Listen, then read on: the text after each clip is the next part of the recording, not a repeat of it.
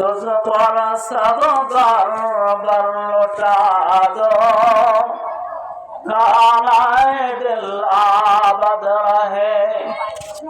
अब तो रहे बस याद हम, आखिर दर्द सबाब आए मेरे इलाह, ला इलाहा इल्लल्लाह। चला आगे चला पूरा जगह बंद कर। ला इलाहा इल्लल्लाह, ला इलाहा इल्लल्लाह।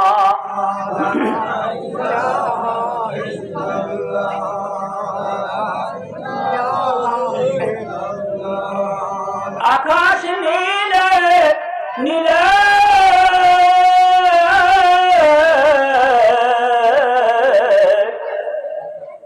नदीर तले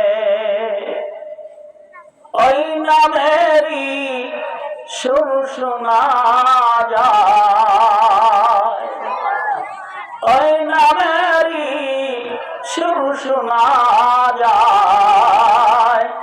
হয়ে ব্যাকুল পারা লা ইলাহা ইল্লাল্লাহ, লা ইলাহা ইল্লাল্লাহ। মহব্বতে লা ইলাহা ইল্লাল্লাহ, লা ইলাহা ইল্লাল্লাহ, লা ইলাহা ইল্লাল্লাহ,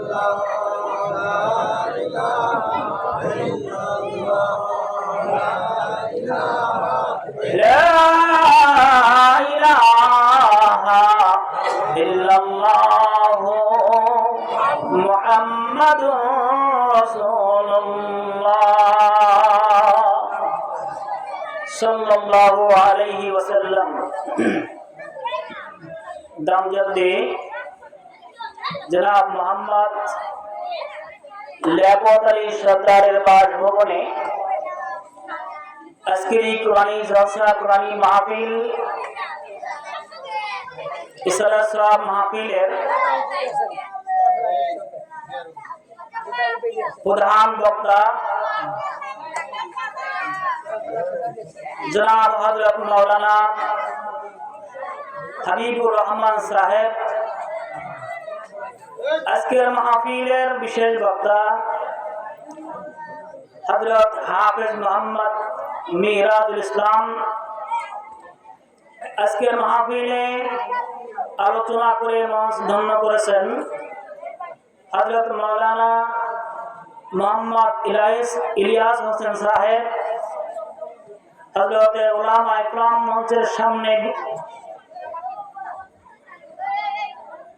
আসন গ্রহণ করেছেন মুরব্বিয়ান ইজরাম, স্নেহের যুবক, পর্দার অন্তরালে আছেন সম্মানিত মা ও বোনেরা। রাত গভীর হচ্ছে, আলোচনাও সংক্ষেপ হবে ইনশাআল্লাহ। আজকের এই মাহফিলের বিশেষত্ব হচ্ছে বড় ধরনের একটা শিক্ষা আমরা গ্রহণ করেছি। সেটা হলো আমাদের দেশের নিয়ম, কিছু অবলা নারী, অবলা পুরুষ পূর্বে কিছু জাহেলিয়াতের রসুল তারা ধরে রেখেছিল। যখনই সাংসারিক কোন অসুস্থতা, রোগে আক্রান্ত, ছেলে সন্তানের অভাব প্রকাশ পেত, তখনই তারা বাড়িতে গাছের গ্রামের মানত মানত, ঠিক না? অথবা বিভিন্ন মাঝারে যে মানত মানত, মাঝারের কাছে ছেলে সন্তান চাইতো কিনা? আল্লাহ আমার আজকে এই যে মুরব্বী মাহফিলটা আয়োজন করেছেন, তিনি একটা সন্তানের জন্য কোরআনী মাহফিল দিনী আলোচনার একটা চেতনা মাথায় নিয়ে আল্লাহর কাছে বলেছেন, এই তো যে আল্লাহ আমার একটা সন্তান হলে, ছেলে সন্তান হলে বাড়িতে কোরআনী মাহফিল দিল। এই যে একটা আমলের পরিবর্তন, মানব তো আল্লাহর নামই হতে হবে, কি বলে আল্লাহর নামে হতে হবে না? যদি আপনি একটা আমাকে সময় দেন, হয়তো কিছু কথা বলার সুযোগ পাবো, যদি আল্লাহ তৌফিক দান করেন। এই জন্য আমি ধন্যবাদ জানাই লিয়াকত সাহেবকে, যিনি এই ধরনের কোন বদ রসমের দিকে না যে আল্লাহর নামে, আল্লাহর কাছে কোরআনী মাহফিলের মাধ্যমে সন্তান চেয়েছেন। সন্তান দেওয়ার মালিক কে? না কোন পীর, কোন গাজী, কারো ক্ষমতা আছে? এটা আল্লাহরই একান্তই কৃপা। وَلَنَبْلُوَنَّكُمْ بِشَيْءٍ مِّنَ الْخَوْفِ وَالْجُوعِ وَنَقْصٍ مِّنَ الْأَمْوَالِ। আল্লাহ মানুষের বিভিন্ন রকমের পরীক্ষা নেন। কারো অর্থনৈতিক ক্ষতিগ্রস্ত হয়ে পরীক্ষা নেন, কারো পাকা ক্ষেত নষ্ট হয়ে গেল, এর মাধ্যমে আমাদের পরীক্ষা নেন, কারো গাছের ফল ঝরে পড়ে গেল, এর মাধ্যমে পরীক্ষা নেন, কারো ক্ষুধার্ত রেখে পরীক্ষা নেন, কারো ভয়ভীতির মাধ্যমে ভয়ভীতি দেখায়ও পরীক্ষা নেন। ঠিক না? বুঝতেছেন আমার কথা? বুঝতেছেন? একটু হা হু না বললে কিন্তু কথা বেরোবে না। গাভী যখন দহন করা হয়, আমাদের মা বোনেরা যখন গাভীগুলো দহন করে, সরাসরি কি বাছুর গাভীর বানের কাছে না দিয়ে কি দহন করে টান শুরু করে, না একটু নাড়াচাড়া দেয়, সুরসুর দেয় নাকি? বাছুর যখন গাভীর বানের মুখটা লাগে নাড়া দেয়, তখন গাভী কি ছেড়ে দেয়? দুধ ছেড়ে দেয়, ঠিক না? আপনারা যদি একটু নাড়াচাড়া না দেন, তাহলে আমি বলবো যে আমার আলোচনা বুঝতেছেন না। এজন্য মাঝে মাঝে একটু যখন প্রয়োজন হবে, আল্লাহর কুদরতি কথা যখন আসবে, তখন সুবহানাল্লাহ বলা যাবে না? নিয়ামতের কথাগুলো যখন শুনবো, আলহামদুলিল্লাহ বলে আল্লাহ শুকরিয়া আদায় করা যাবে না? পাবেন তো ইনশাআল্লাহ? মাশাআল্লাহ। আল্লাহ রাব্বুল আলামিন কারো শুধুমাত্র ছেড়ে দিয়ে পরীক্ষা নেন, কারো শুধুমাত্র মেয়ে দিয়ে পরীক্ষা নেন, কারো ছেলেও দেন মেয়েও দেন, দুটো দিয়ে পরীক্ষা নেন।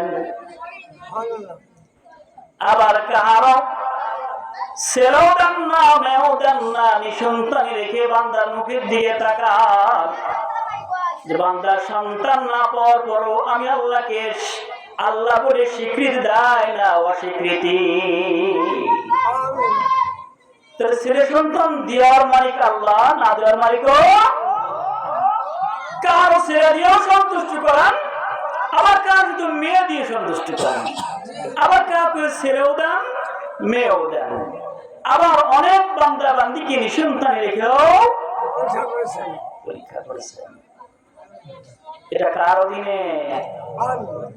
বান্দার দায়িত্ব হলো মালিক আমাকে যেভাবে রাখবেন সর্বক্ষণিক আলহামদুলিল্লাহ, শুকর রাখলো আলহামদুলিল্লাহ, দুঃখে রাখলো আলহামদুলিল্লাহ।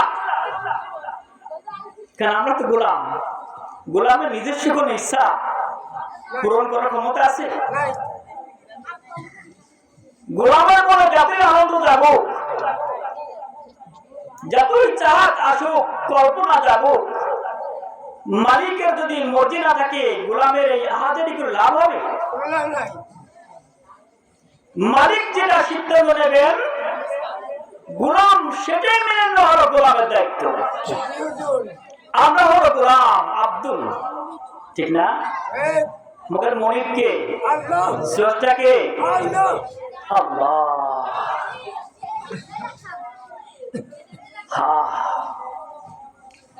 আল্লাহ অত্যন্ত দয়ালু, আমাদের উপরে অত্যন্ত দয়ালু। আল্লাহর দয়া অসীম, সীমাহীন। আদম আলাইহিস সালাম আমাদের আদি পিতা, আদম আলাইহিস সালামের থেকে শুরু করে যত 1,24,000 নবী এবং রাসূল দুনিয়া আসছেন,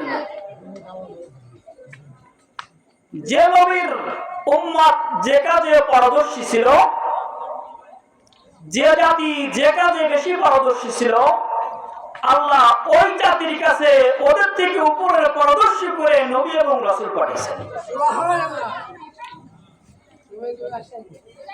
যে জাতি যত কঠোর ছিল,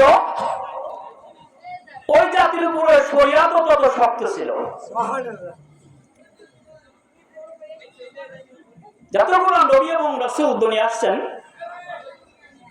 এর ভিতরে কঠোর হৃদয়, শক্ত হৃদয়ের যে কম ছিল, এটা হলো বনী ইসরাঈল, মুসা আলাইহিস সালামের কওম। বর্তমান ইসরায়েলের উত্তরসূরি এই জাতি, পৃথিবীতে এমন কোন ফিতনা ছিল না তারা সে ফিতনা পূর্বে সৃষ্টি করে নাই।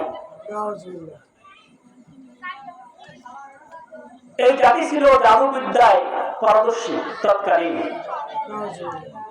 আল্লাহ রব্বুল আলামিন তাদের উচিত শিক্ষা দেওয়ার জন্য হযরতে মূসা আলাইহিস সালামকে একটা লাঠি নামক মুজিজা দিয়ে দুনিয়ায় পাঠিয়েছিলেন। আল্লাহ, আমার ইতিহাস বলার উদ্দেশ্য না, আমি যে আয়াত তেলাওয়াত করেছি সেদিকে আলোচনা করব। শুধু একটু বুঝাবার চাচ্ছি যে আমার আল্লাহ কত বড় দয়ালু।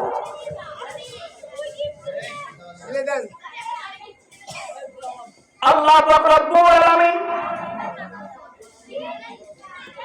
তৎকালীন মুসা আলাইহিস সালামের জামানার যে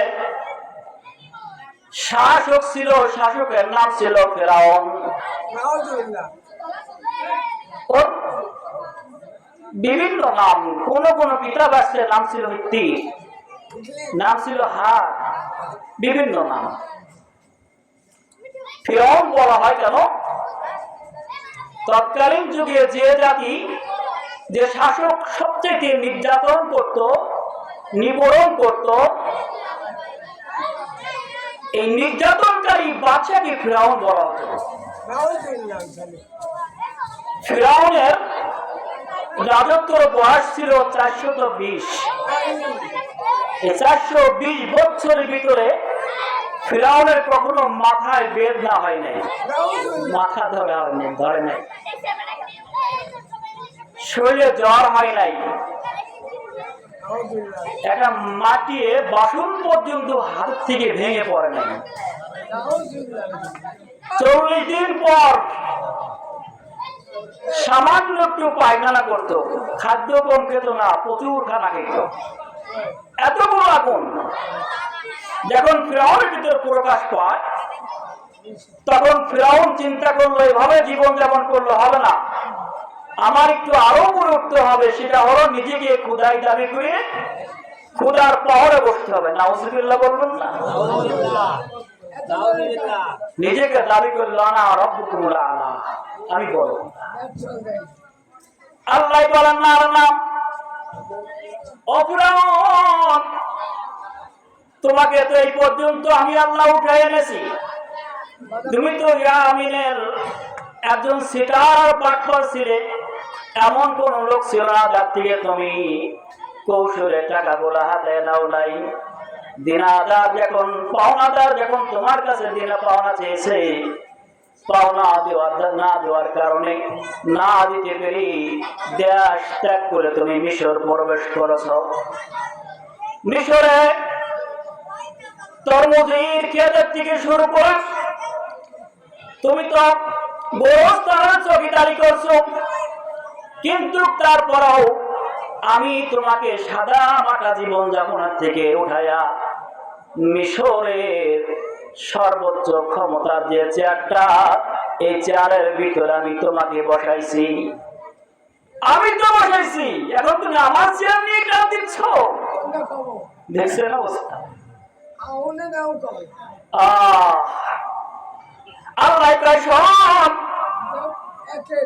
ও ফিরআউন, আমি তোর শিক্ষা দেওয়ার জন্য একজন সত্য নবী তোর কাছে দাওয়াতের জন্য পাঠাবো।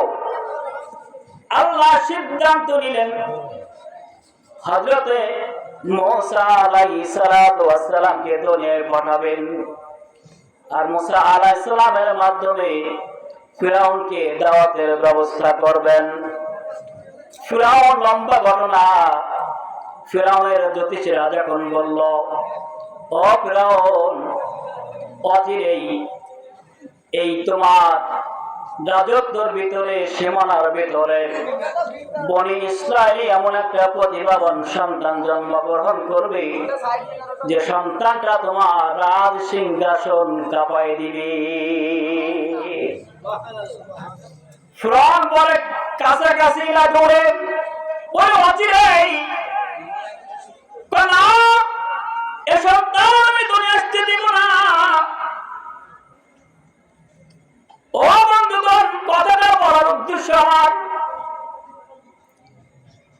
ফিরআউন সর্বপ্রথম যে জুলুমটা করেছিল বনি ইসরায়েলের উপরে, ওই জুলুমটা ছিল একটা নয়, দুইটা নয়, 40,000 গর্ভধারণে গিয়ে গর্ভপাত করাইয়া তাদের সন্তানগুলাকে, ছেলে সন্তানগুলাকে জবাই করে দিয়েছিল। ফিরআউন কয়, আমি আসতে দেব না। আল্লাহ কয়, না, আমি পাঠাবো, আমি পাঠাবো, তুই ঠেকাইতে পারবি না, সিদ্ধান্ত হবে কার? ফিরআউন বলে, আসতে দেব না, আল্লাহকে পাঠাবো, ঠেকাইতে পারবি না, কাজটা ঠিক হবে। মাশাআল্লাহ, আগামী তো সন্তান জবাই করা হলো। আল্লাহ সময় মতো ফিরআউনের যে সবচেয়ে বড় বিশ্বাস্ত চাকর, আল্লাহকে তোর ঘরে আমি পাঠাবো, ঠিক না? সুযোগ বুঝে ওর ভিতরে বিরোধ হোক, আল্লাহ নবী মায়ের উদরে প্রবেশ করলেন। বাচ্চাটা ভূমিষ্ঠ হয়ে গেল। 4 দিন কি 5 দিন অথবা 1 সপ্তাহ, বারবার ফিরআউনের থেকে লোকজন বনি ইসরায়েলে প্রবেশ করে মানুষের গর্ভ, মহিলাদের গর্ভ চেক করে, কারো ঘরে কোনো বাচ্চা আসছে কিনা চেক করে। নিয়ম অনুযায়ী রাখে আল্লাহ, মানে কে? আল্লাহ তার নবী মুসা আলাইহিস সালামকে তিনি রাজত্ব দান করবেন, নবুয়ত দান করবেন, সিদ্ধান্ত আমার আল্লাহর। ফিরআউন যতই চেষ্টা করুক সম্ভব হবে না। ইনশাআল্লাহ ফিরআউনের আম্মা তার বোন কুলসুমকে বলল, তুমি পাহারাদারি করতে থাকো, ফিরআউনের কোন লস্কর, কোন সৈনিক আমার দিকে আসে কিনা। আল্লাহর নবী মুসা আলাইহিস সালামের বোন তাকায় দেখে ফিরআউনের সৈন্যরা বাড়ির দিকে যায়। দৌড়ে মার কাছে এসে বলে, মা গো, আর মনে হয় আমার ভাইকে বাঁচাইতে পারলাম না। কি হয়েছে? তাকায় দেখো ফিরআউনের লস্কর গুলো আমাদের বাড়ির দিকে আসতেছে। মুসা আলাইহিস সালামের মা চিন্তা করলো, কি করবো, এই বাচ্চা আমি কোথায় রাখবো? আমার চোখের সামনে আমার মুসাকে যদি ফিরআউনের লোকেরা যদি চোখের সামনে জবাই করে দেয়, মা হই কেমন করে সহ্য করব? একটা মা যখন কোলের ধন বাচ্চা হাতে পায় সব ভুলে যায়, ঠিক না বেঠি? যখন সে একটা বাচ্চাকে পোশাক করতে যায়, মায়ের বুকটা শুকিয়ে যায়, স্বামীর হাত ধরে মাপ চায়, আমি মনে হয় এবার এ তারিখ আর বাঁচবো না, তুমি আমার ক্ষমা করে দিও। কলিজা শুকিয়ে যায়, কলিজায় পানি থাকে না। নারী সেরাধান মায়ের চোখের সামনে যখন আত্মপ্রকাশ করে, আমার আল্লাহ মুহূর্তের ভিতরে মায়ের অন্তরের থেকে সব বেদনা মুছে দেয়, ঠিক না? ওই মা চিন্তা করে আমার চোখের সামনে আমার কলিজার ধন, এত সুন্দর চেহারা, এই সন্তানটাকে জবাই করে দিবে, মা হয়ে কেমন করে সহ্য করব? চোরার পিঠে বসে রান্না করতেছিল, কিতাব রেখে চোরার পিঠে বসে রান্না করতেছে, ফিরাউনের সৈন্যরাও আসতেছে। চিন্তা করলো চোখের সামনে জবাই করলে আমি তো কষ্ট পাবো, ওর থেকে আমি আগুনে ফেলে দেই, আগুনে পুড়ে বর্ষ হয়ে যাও। তাও মনকে বোঝাবো, আল্লাহ আমার সন্তান আমি ফিরাউন জালেমের হাতে তুলে দেই না। আগুন তোমার, আমার মুসাও তোমার, আগুন তুমি সৃষ্টি করেছো, আগুন মাখলুক, আমিও মাখলুক, আমার মুসাও মাখলুক। বুঝে এসে গেল, বাড়ির দিকে দৌড়ায়, জ্বলন্ত চুলার ভিতরে বাচ্চাটাকে ফেলে দেয়, ফেলে দিয়ে বড় পাতিল দিয়ে মুখটা ঢেকে দিয়ে ঘরে চলে যায়। ফিরাউনের লশকর ঘরের ভিতরে প্রবেশ করে ঘর তন্ন তন্ন করে খোঁজে, পেট খোঁজে, কিছুই বোঝা যায় না। কয় না না, বাচ্চা নাই, চলো। আহা, চলো। যখন ঘর থেকে বেরিয়ে গেল,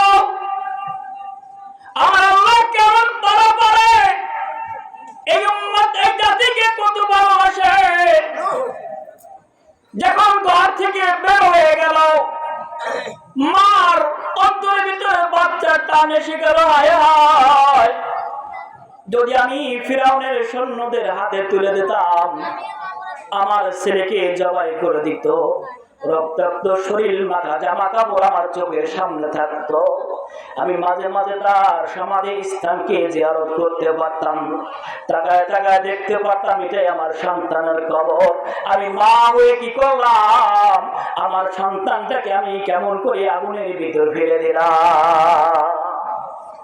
আমি তো হাড্ডিগুলো অবশিষ্ট পাবো না, সন্তান তো মারা গিয়েছে, ও রক্ত আমার নদীতে পড়বে না, হাড্ডিগুলো পাবো না, এখন কিভাবে আমি মনকে বোঝাবো?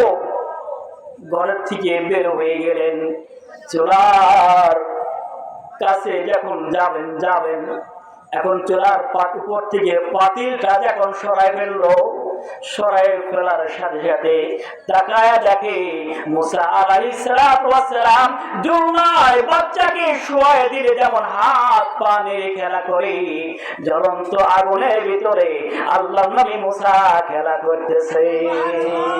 নারায়ে তাকবীর! আল্লাহ পারে রাখে, আল্লাহ মারকে।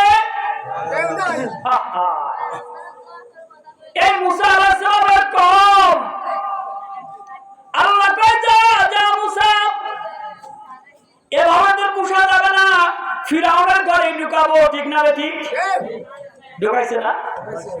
এই ইতিহাস আমরা জানেন, আমি নতুন ইতিহাস, এটা কোন ইতিহাস, এটা জানা আছে আপনাদের। আমি বোঝাবার চাচ্ছি যে আল্লাহ পারে, ঠিক না? মুসা আলাইহিস সালামকে সিন্ধুকের ভিতর ভরে যে সাগরে নদীতে ভাসিয়ে দিল, সিন্ধুকটা মুসা ফিরাউনের ঘাটে গেছে কিনা? লম্বা ঘটনা। আল্লাহ কয়, শোন, একটা গ্যাপ, উপরের দিকে চলে যাবো, আমার মূল আলোচনায় ফিরতে হবে। আমি যে কথাটা বোঝাবো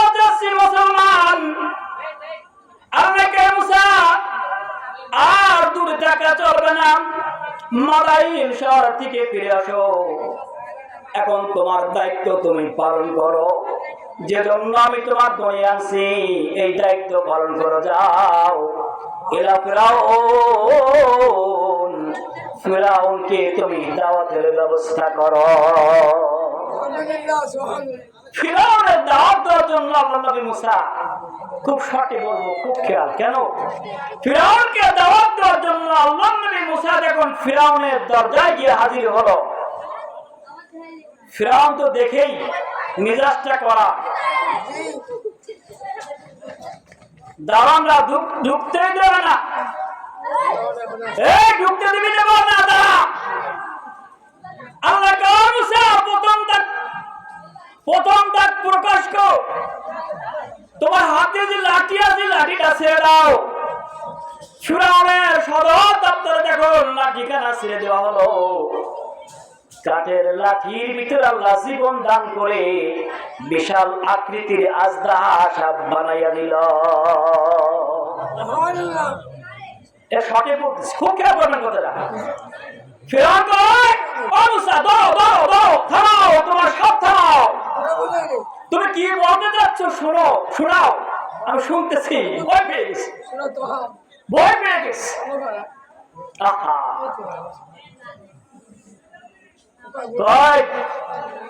ফিরাউন অনেক জ্বালাইছে। এখন যে আমি দাওয়াতটা নিয়ে আসছি, আমার দাওয়াত শোনো। দাওয়াতটা কি? তুমি যে খোদাইগিরি দায়িত্ব পালন করেছো, ছেড়ে দাও। এক আল্লাহ লা ইলাহা ইল্লাল্লাহ মুসা কালিমুল্লাহ, এই এক নামের জপনা করো যদি বাঁচতে চাও। আচ্ছা, তোমার খোদাকে যদি মানি আমার লাভ হবে কি? আল্লাহ নবী মুসা বলেন, তোমার চারটে লাভ। কয়টা? চারটে লাভ। এক নম্বর, তুমি যে রাজত্ব নিয়ে বসে আছো, এই রাজত্বর লোভে তুমি নিজেকে খোদায় দাবি করেছো। তুমি যদি নিজের খোদায় দাবির থেকে ফিরে এসে আল্লাহকে আল্লাহ বলে স্বীকার করো, আল্লাহ তোমার চিরঞ্জীব বানায়া তোমার রাজত্ব অটল রাখবে। জিকির করিলা ইলাহা ইল্লাল্লাহ,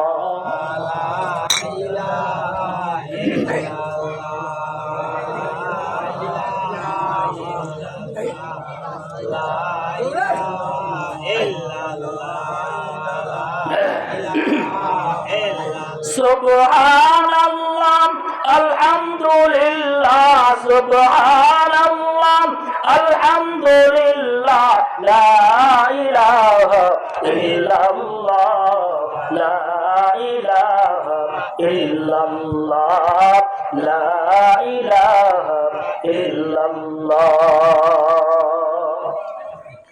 এক নম্বর, চিরঞ্জীব, তোমার মউত হবে না, কিয়ামত রাত পর্যন্ত তোমার হায়াত দারাজ করবেন কে? মউত নাই। দুই নাম্বার, তুমি যে রাজত্ব নিয়ে তুমি চিন্তিত, রাজত্ব অটল রাখবে। তিন নাম্বার, তুমি যে যৌবনটা নিয়ে চিন্তিত, আল্লাহ তোমার যৌবন অটল রাখবে। নাম্বার 4, তুমি সবসময় সুস্থতা কামনা করো, আল্লাহ তোমার সুস্থতার জীবন দান করবে। বুঝছেন কথাটা? আমি আপনাদেরকে যেটা জিজ্ঞেস করতে চাই, আমাদের ওটা কি হালাত? এমন কোন বান্দা এখানে বসে নাই যে মরতে চায়, আছে নাকি? কেউ মরতে চান? মরতে চান কি হবে? এক আল্লাহ বান্দি, স্বামী অসুস্থ, ছোট ছোট কয়েকটা বাচ্চা। এখন বাচ্চা কয়েকটা, স্বামী অসুস্থ, রান্না করে বসে তরকারি চুরাইতেছে, কুটতেছে বা তাই বলেন। এখন চিন্তা করতেছে যে আমি যদি মারা যাই আর আমার স্বামী যদি বেঁচে যায়, তাহলে কমপক্ষে আমার স্বামী কাজকর্ম করে সে আমার বাচ্চাগুলো পড়াতে পারবে, খাওয়াইতে পারবে, বাচ্চাগুলো আমার পালন করতে পারবে। স্বামী যদি মারা যায়, আমি যদি বেঁচে থাকি, আমি যে বাচ্চাগুলো লালন পালন করতে পারবো না। তা আমি সিদ্ধান্ত নিচ্ছি, আল্লাহ আমার বাচ্চা কাচ্চার মুখের দিকে তাকিয়ে আমি যে সিদ্ধান্ত, সেটা হলো তুমি আমাকে মারো, আমার স্বামীকে সুস্থ করে দাও। কি বলতেছে? আমার জীবন নিয়ে নাও। আবেগের কথা, আবেগের কথা বল না। এতে মরলেও বলো, মাসে বেশি বিপদে পড়লে, বিপদে মানে কি বলে, মরলেও বাঁচতাম, বলে কিনা? এখন বলতেছে আমার জীবন নিয়ে নাও, আমার স্বামীকে তুমি সুস্থ করে দাও। এটা একটা গল্প, একটা গল্প। আপনাকে পাশের বাড়ি একজন ষাঁড় পুষতেছিল কোরবানি করার, যে কোরবানির পশু পুষতেছে, কালো বুতুরে এক ষাঁড় কোরবানি খাইতেছে, খাটে খাটে সিং মাথা ঢুকাই দিয়েছে, ডেকসির বা পাতিলটা তার মুখের ভিতরে ঢুকে গেছে। এখন পাগল পড়াও ছুটিছে, দড়ি ছিঁড়ে বেরিয়েছে, মুখ বের করতে পারতেছে না, ওর হুঁশ নাই। গোট গোট করতে করতে ওই যে মহিলা রান্না করে বসে কল্পনা করতেছে, স্বামী বেঁচে থাক, আমি মরে যাই, তাই কমপক্ষে বাচ্চা কাচ্চা গুলো মানুষ করতে পারবে। এই গোট গোট করতে করতে ওই ঘরের দিকেই যাচ্ছে। অন্ধকার রাত, টাকা দিয়ে সর্বনাশ। এই মাত্র না বললাম জানলা আমার জীবন নিয়ে নাও, আমার স্বামীকে বাঁচাও। আল্লাহ একটু দেরি করতে পারলো না, রান্না তো করতে পারলাম না, আজরাইল পড়াই দিছে। এখন ডাকে ডেকে বলতেছে, এদিক না এদিক না, আমার স্বামী ওই ঘরে। কি বলে? এদিক না, আমার স্বামী কোথায়? ওই ঘরে। কি ভুলে গেছে কিনা? আরেকটা মরতে চায়, মনের কথা ভুলে গেছে না? এক আল্লাহ বান্দার বাড়িতে আজরাইল আলাইহিস সালাম গেছে। সময় একটু বাকি আছে, জানতে বসবার সময় একটু বাকি আছে, যাচ্ছিল ওই পথ দিয়ে ঢুকে পড়ছে, তাহলে যাওয়ার পথে একে নিয়ে যায়। শব্দ বসে ঢুকছে, বলে ভাই আপনি কে? বলে আমি আজরাইল। কি মন করে আসছেন? বলে আমি জানতে বসবার আসছি। বলে তার কে কে কে আছে? বলে তোমার নাম আছে। আচ্ছা ঠিক আছে, চিন্তা করে একটু গল্প করি, দেখি একটু বিশ্রাম করা যায় কিনা, একটু সময় পাই কিনা। গল্প গুজব করতে করতে আজরাইল ঘুমিয়ে ফেলছে, বিছানা ঘুমায় ফেলছে। আজরাইলের হাতে রয়েছে কাগজ, তালিকা, 20 জনের তালিকা, টাকাতে 20 জন। মানে শুরুপিটা থেকে প্রথম নাম্বারে ওর নাম, প্রথম নাম্বারে কার নাম?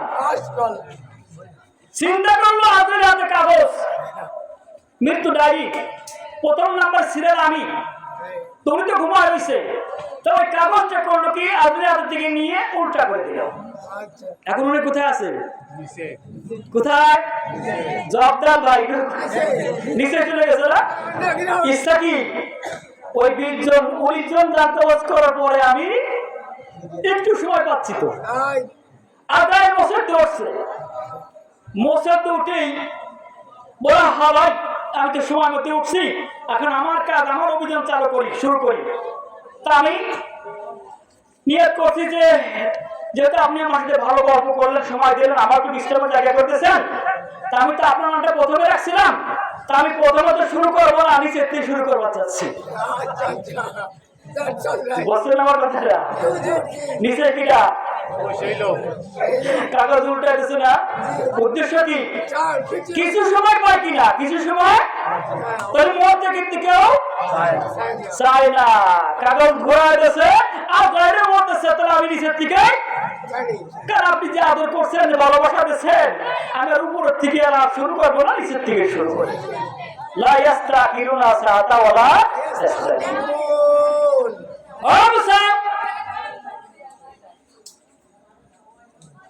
চিরঞ্জীব একই প্রশ্ন আপনার কাছে করতে চাই, এমন কোন বান্দা এখানে আছেন কি মওতের জন্য প্রস্তুত? আমি মারা যাবো, এখনই মারা যাবো, এই কল্পনা কেউ আছে? মওতকে আমরা জানি নিশ্চিত মওত, তারপরেও পছন্দ করি না, কেউ মরতে চায় না। দ্বিতীয় নাম্বার, 1 নাম্বার কেউ মরতে চায় না, সবাই রাখতে চায়। নাম্বার 2, কেউ যৌবন হারাইতে চায় না, যৌবন অটল থাক, সবাই যৌবনকে পছন্দ করে, ঠিক না বেঠি? এই যে একটা আকাঙ্ক্ষা বান্দার মনের ভিতর, আমি আমার যৌবনটা যেন ধরা থাকে, আমি যেন বার্ধক্যের জীবনে না পৌঁছে যাই, বার্ধক্য যেন আমার কাছে না আসে, আমি যেন চিরঞ্জীব। 2 নম্বরে আমার যৌবন যেন অটল থাকে। নাম্বার 3, কোন ব্যক্তি শান্তি চায় অশান্তি চায় না, সমস্ত বান্দার মনের ভিতরে শান্তি সঞ্চয়, সবাই চায় আমি একটু শান্তিতে থাকবো, অশান্তি যেন আমার কাছে না আসে। একটু মাথা ব্যথা দেখা দিলে হাই ওটা শুরু করে যায়, আমি মরাবে, আমি গেলাম রে, ঠিক না? নাম্বার 4, বার্ধক্য কেউ পৌঁছতে চায় না। 1 নম্বর মৌত কেউ পছন্দ করে না। 2 নম্বরে যৌবন কেউ ছাড়তে চায় না, বার্ধক্য পছন্দ করে না, যৌবন অটল রাখতে চায়। নাম্বার 3, অশান্তি কেউ চায় না, শান্তিতে থাকতে চায়, ঠিক না বেঠিক? এই যে মানুষের ভিতরে কিছু আকাঙ্ক্ষা আল্লাহ দিয়ে দিলেন, কেন দিলেন? সবই তো বাস্তব। দুনিয়ার জীবনে 4টি বাস্তব। আপনি মরতে চান না, না চাইলে কি হবে? মরতে হবে, ঠিক না বেঠিক? আপনি পছন্দ না করলে কিছু আসে যায় না, আপনাকে মৃত্যুর পেয়ালা পান করতে হবে, কথা যেমন ঠিক। 2 নাম্বার, আপনার ভিতরে যে যৌবন আছে, আপনি যৌবনটা ধরে রাখতে চান, যৌবনটা নষ্ট করতে চান না, কইতে চান না, যৌবনটা অটল রাখতে চান, কারণ আপনি চান না আমি বার্ধক্য পৌঁছে যাই, আমার শক্তি কমে যাক, শক্তি কর্ম হোক, এটা যেমন আপনি চান না। 3 নাম্বার, শান্তিটা আপনার কামনা করেন, শান্তি আপনি হারাইতে চান না, শান্তি চান, তারপর অশান্তি আপনার ঘরে বাসা বাঁধে কি বাঁধে না? এই যে 4 নম্বর গুণ আপনার ভিতরে, এই আল্লাহ এই 4টে গুণ, 4টা আকাঙ্ক্ষা আপনার ভিতর দেওয়ার কারণ হলো বান্দা, এই 4টি হলো দুনিয়ার মূল, 4টি হলো দুনিয়ার মূল। তবে স্মরণ রাখো, কিছুদিন দুনিয়ায় তুমি একটু বিচরণ করবা, কিছুদিন দুনিয়ায় একটু ঘোরাফেরা করবা, কোন একটু চলাফেরা করবা, একটু তোমার অবস্থাটা পরীক্ষার ব্যাখ্যা করবা। আমার হুকুম, আমার নবী আদর্শ মতো যদি জীবনার্থী দুনিয়া থেকে ফিরে আসতে পারো, তাহলে আমি আল্লাহ ওয়াদা করলাম যে 4টে আকাঙ্ক্ষা তোমার দুনিয়ার ভিতরে আমি জায়গায় রাখছি, এই 4টে আকাঙ্ক্ষা পূরণ করব, দুনিয়ার জীবন না, আখিরাতের জীবনে, জান্নাতে। কোথায় পূরণ হবে? জান্নাতে। 1 নম্বর, জান্নাতে যখন প্রবেশ করবেন, জান্নাতে মওত হবে না। জাহান্নামীরা যখন জাহান্নামে প্রবেশ করবে, জান্নাতীরা যখন জান্নাতে প্রবেশ করবে, জান্নাতীদের ভিতরে একটা আনন্দ বিরাজমান, জাহান্নামীদের ভিতরে কষ্ট বিরাজমান। উভয় চিন্তা, না জানি জান্নাত থেকে আবার মৃত্যু হয় কিনা, এই জান্নাত থেকে বের করে দেওয়া হয় কিনা। জাহান্নামে যারা থাকবে, জাহান্নামীরা চিন্তা করবে, না জানি কতদিন থাকতে হয়, মওত বলি তো বাঁচতাম, মৃত্যুবরণ করে বাঁচতাম। এই যুবার ভিতরে চিন্তা, উবার ভিতরে চেতনা, আল্লাহকে না না যত চিন্তা আর ফিকির করো না কেন, শোনো, এই যে তাকাও, জান্নাত এবং জাহান্নামের মাঝখানে যে ময়দানটা, ময়দানের নাম হলো আরাফ। আল্লাহ রব্বুল আলামিন মওতটা কি করবেন? দুম্বার রূপে সাজাইয়া 4 পা ধরবেন, ধরে আল্লাহ জান্নাতি এবং জাহান্নামীদের সামনে করে উঁচা করে ধরবেন, ডাক দিয়ে বলবেন, ও জান্নাতীরা, আমি তো দুনিয়ার ভিতরে অঙ্গীকার করেছিলাম এমন একটা জায়গা তোদের রাখবো, এমন একটা জায়গা তোদের থাকতে দেব যেখানে মওত হবে না, চিরঞ্জীব, চিরঞ্জীব জীবন যাপন করতে পারবি, নাম হলো জান্নাত। আকাঙ্ক্ষা দুনিয়ার ভিতর দিয়েছিলাম, কেউ মরতে চাও নাই, সবাই চিরঞ্জীব থাকতে চেয়েছো, কিন্তু জান্নাতে আসতে হলে মরতে হবে, মরা ছাড়া জান্নাতে আসার সুযোগ হবে না। এই জন্য দুনিয়ার ভিতরে আমি মওত রেখে দিয়েছি তোমার পরীক্ষা নেওয়ার জন্য। আল্লাযী খালাকাল মাউতা ওয়াল হায়াতা লিয়াবলুয়াকুম আইয়ুকুম আহসানু আমালা। তাকাও ও জাহান্নামীরা, অপেক্ষা করো, মজা শেখো। আমি অনেক আলেম ওলামা দিয়ে তোমাদেরকে বুঝাইছি, পীর মাশায়েখ দিয়ে তোমাদেরকে বুঝাইছি, নবী এবং রাসূল দিয়ে সঠিক রাস্তা দেখানোর ব্যবস্থা করেছি। ঠিক না? জুমার নামাজে খুতবার মাধ্যমে তোমাদের নসিহত করে তোমাদের জান্নাত জাহান্নাম সম্পর্কে বোঝানো হয়েছে। মানো নাই, যারা মেনেছো তারা জান্নাতে, যারা মানো নাই তারা জাহান্নামে। উভয় দর্শন রাখো যে মউত দিলে তোমরা দুনিয়ায় ভয় পাইতে, মউতকে পছন্দ করতে, মউতকে পছন্দ করতে না। আমি আল্লাহ পাক রব্বুল আমিন তোমাদের দুই দলের সামনে মউতকে জবাই করে দিলাম। যাও, মউতকে মেরে দিলাম, আর মউত হবে না, আর মউত হবে না। কথাটা শোনার সঙ্গে সঙ্গে জান্নাতীদের উল্লাস, জান্নাতীদের আনন্দ, আত্মহারা শুধু আনন্দ আর আনন্দ। জাহান্নামীরা কষ্টে ভেঙে পড়বে, বুক চাপড়াবে, মাথা চাপড়াবে, বুক চাপড়াইবে, পিটাইবে, হায় আফসোস। কেন আল্লাহর হুকুম গোলাম মানি নাই? কেন নবীর তরিকা মতো চলি নাই? কেন ওরা আমাদের আলোচনা শুনি নাই? কেন জান্নাত জাহান্নামের আলোচনা গোলা মনে রাখি নাই?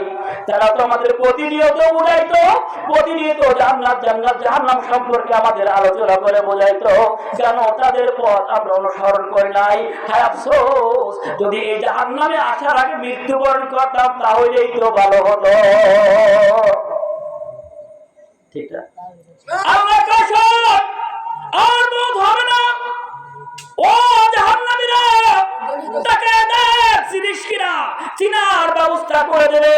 তাকে দেখবে বাড়ির পাশে আব্দুল করিম, আব্দুল জব্বার, আব্দুল সাত্তার, যাদেরকে আমরা দুর্বল মনে করতাম, যাদেরকে আমরা অবোকা মনে করতাম, শীতের অন্ধকারে, শীতের রাত্রে অন্ধকারে ওযু করে থরথর করে কাঁপতে কাঁপতে মসজিদের দিকে দৌড়াইতো। আর আমরা ওই সময় ল্যাপ মুড়ে দিয়ে ঘুমাইতাম, নাক ডেকে ডেকে ঘুমাইতাম, আর মনে করতাম আমরা হলো চালাক, ওরাই হলো বোকা। ও ভাই আব্দুল করিম, ও ভাই আব্দুল জব্বার, আব্দুল জব্বার, আনিদু আলাইনা মিনাল মা আও মিম্মা রাযাকাকুমুল্লাহ। ও ভাই তাকাও,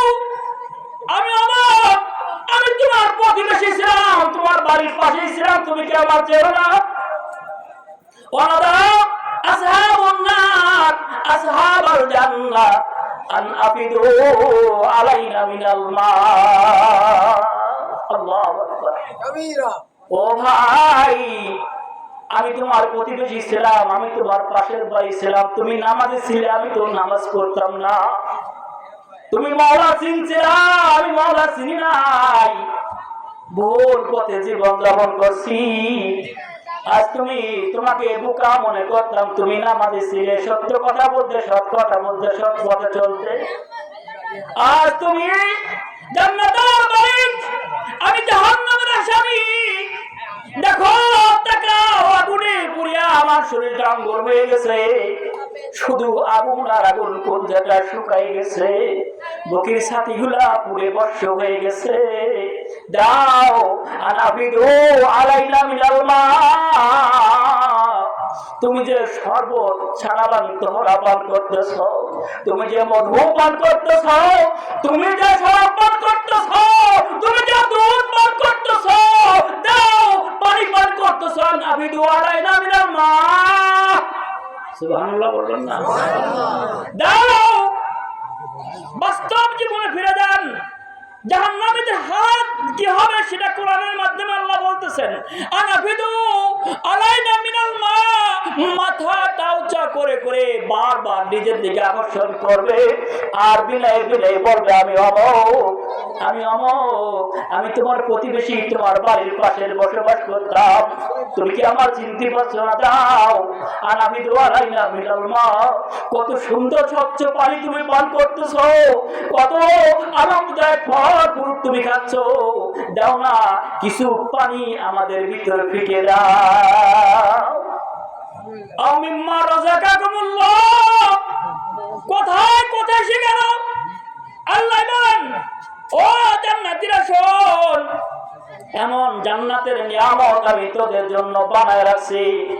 দুনিয়া আপনি যখন কোন একটা ফলের গাছ লাগান, আর ফলের গাছটা লাগানোর পরে উদ্দেশ্য থাকে ফল খাওয়া, কিন্তু নিয়ম হলো আপনি যে ফলের গাছটা লাগাইছেন, ফলের গাছের গোড়া হলো জমিনে, ঠিক না ঠিক? শাখা আর পোশাখা গুলো পরে, তারপর যখন ফল আপনার গাছে ফল দেখা যায়, কিছুদিন পরে ওই ফলে পাকন সৃষ্টি হয়। পাকন সৃষ্টি হওয়ার পরে ফলগুলা, কিছু ফল পাকা পড়ে, আবার কিছু ফল পোকা লেগে যায়, আবার কিছু ফল নষ্ট একাই জমিনের ভিতর পরে, পরে কি পড়ে না? আল্লাহ কয় শোন, এমন বাগান জান্নাতের ভিতর আমি রেখে দিয়েছি রে বান্দা, যে ফলের গাছের গোড়া হবে আর সাজিমের সঙ্গে লাগানো, যে গাছের গোড়া হবে আর সাজিমের সাথে লটকানো, শাখা প্রশাখা হবে ঝুলন্ত, কুতুবুহা দানিয়া, হায় হায়, কোন ওয়াশরাবু, আল্লাহ নিষ্কামন খা, কত খুশি খালি খা, এমন ফল দিয়ে তোদের মেহমানদারির ব্যবস্থা করা হবে, যে ফলের সিস্টেম বড় আলাদা, যে ফলের গাছের গোড়া উপরের দিকে শাখা প্রশাখা তোর নাকের ডোগায়। সুবহানাল্লাহ।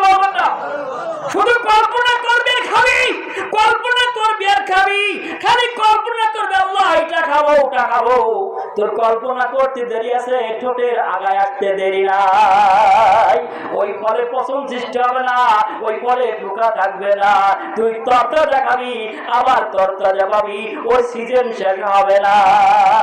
ওই ফলের দিকে তাকায় বলবা না বিদু আলাইনা মিনাল মা আও মিম্মা রাযাকাকুমুল্লাহ, ও জান্নাতি বান্দারা দাও একটু পানির ব্যবস্থা করো, অথবা যে ফল ফ্রুট গুলা তোমরা খাচ্ছ ওই ফল ফ্রুট গুলা আমাদের একটু দাও, একটা দানা ছেড়ে দাও। আল্লাহর পক্ষ থেকে জান্নাতি বান্দারা ডাইরেক্টলি ওয়াজ করবেন, ইন্নাল্লাহ হারামাহুম আলাল কাফিরিন।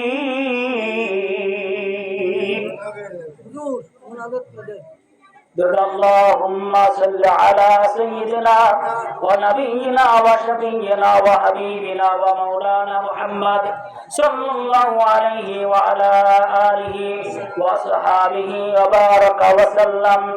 اللهم صل على سيدنا ونبينا وشفينا وحبيبنا ومولانا محمد صلى الله عليه وعلى آله وصحابه وبارك وسلم.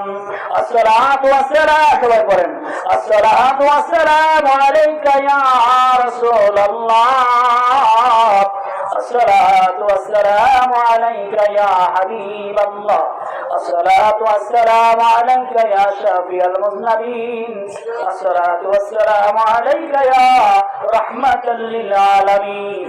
بسم الله الرحمن الرحيم. তিন বছর ক্লাস করতে শুরু করি।